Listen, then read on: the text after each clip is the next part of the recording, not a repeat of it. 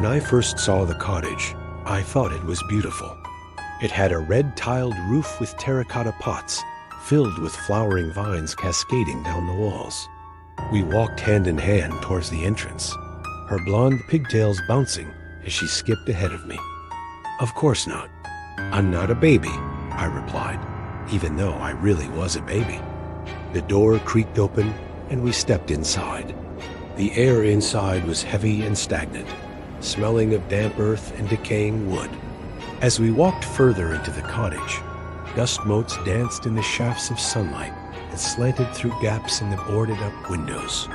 At first, she seemed happy enough, but a shadow of sadness lingered in her eyes. Then the nightmares began. At first, they were just bad dreams, the kind that leave you gasping for breath in the middle of the night, convinced that something terrible has happened. But then the nightmares started bleeding into our waking hours.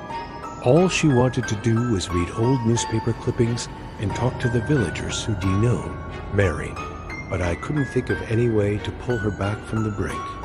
I invited Polly to come with me to the market square where the children had been playing, and I told her to watch and listen carefully. Eventually, she rushed forward and cradled me in her arms. "Oh, Polly," I whispered, my voice trembling. "What's happening? Save me." A way to deal with the intense grief she was feeling over her grandmother's recent death. If you enjoyed this story, please stay tuned for more. Bye. And what I did was cruel, taking advantage of her vulnerability like that. But at the time, I was just a scared little boy trying to protect his best friend. She looked at me for a long moment, her eyes wide with terror. Then suddenly she screamed, "Stop! Stop it! Please stop it." I stopped and looked up at her, confused. "But you don't understand," I said. "This isn't pretend. This is real. I'm dying." She shook her head frantically, tears streaming down her face. "No, this isn't real. None of this is real," she whispered, her voice shaking. "You're not dying. You never were." She looked at me for a long moment, her eyes blazing with newfound determination. "You're just Max," she said. Then I did my best to summon the little girl from the photograph. I scrunched up my face into a grotesque mask of pain and terror, and I wailed at the top of my lungs. "Help me! Please help me!" I cried.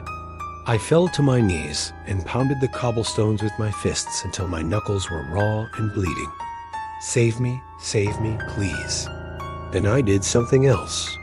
I pretended to transform into the little girl from the picture. I dropped to the ground and writhed around like I was having a seizure. That is until one day when I heard some children laughing and talking outside. I opened the window and saw them playing a game that involved pretending to be ghosts. And as the weeks passed, the memory of the strange girl in the photograph faded from her mind. They were shrieking and making spooky faces and having the time of their lives. And as time went on, Polly became more and more gaunt. Her skin grew sallow, and she hardly ate anything. Her obsession with the cottage was slowly consuming her. And then we saw it, an antique rocking chair in the corner. The girl from the photograph. She stammered. She was in the corner rocking. I didn't want to spend another night in that cottage. And besides, I couldn't bear the thought of Polly being afraid. After we left the cottage, Polly became a different person. She stopped playing and spending time with her friends, and she became obsessed with researching the history of the cottage. She discovered that the little girl in the photograph was called Mary, and that she died in the cottage 70 years ago under mysterious circumstances. And then she looked at me, and she smiled, and then she came towards me with her arms outstretched, and then I woke up. That same night, I woke up to the sound of rocks hitting the roof, and I could have sworn that I heard the echo of a woman's laughter carried on the wind. The next morning, Polly told me that she hadn't slept at all, and that she could still hear the rocks hitting the roof. "We need to get out of here," she said, her voice shaking. "This place, it's not safe." And beside it, a faded photograph of a little girl wearing a dress that looked a lot like Polly's. "This is going to be so fun," she said, her voice barely audible above the chorus of cicadas. She paused and turned to me. "Aren't you scared?" she asked, tilting her head to one side. The front door was made of polished wood and beckoned me inside. But most importantly, the cottage was old and slightly dilapidated. My 6-year-old self knew that the perfect haunted house should look like that. And even though we'd only just met, I knew that my new friend Polly would love it too. I puffed out my chest, even though I really was scared. As soon as Polly saw the photo, her face drained of color and she stumbled back. I have to go," she whispered, rushing for the door. "Don't be silly," I said, reaching out to grab her hand. "It's just an old photo. There's probably a perfectly reasonable explanation for it." But when I turned to follow Polly out of the cottage, I found that she'd vanished. And I don't mean she'd simply run off. I mean, she was actually gone. One minute she was there, and the next she wasn't. I searched for her all afternoon, calling her name until my throat was hoarse, but she didn't answer.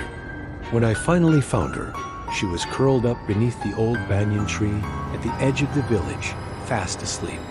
I shook her shoulder gently, and she stirred, blinking away the sleep. "Polly, where were you?" I asked, relief flooding through me. I don't know," she whispered, sitting up. I felt dizzy, and I needed to lie down. I helped her to her feet, and we walked back to the cottage together, side by side. Over the next few days, Polly spent almost all of her time at the cottage. One evening, Polly came running out of the cottage, her face as white as a sheet. Even though I didn't believe her, I agreed. I tried to talk her out of her obsession, but it was no use. I felt helpless watching her turn herself into a living skeleton, and I desperately wanted her to snap out of it. A sudden idea occurred to me. What if I staged a ghost story of my own? At first, Polly just stood there watching me. But as the scene continued to unfold before her very eyes, her face slowly crumpled and tears streamed down her cheeks. Suddenly, everything changed. Polly went back to being the fun-loving girl that I'd known since kindergarten. We played and laughed together every single day. Looking back now, I know that Polly's obsession with the cottage was nothing more than a coping mechanism. And maybe that's the biggest lesson of all, that sometimes people need to be protected from themselves.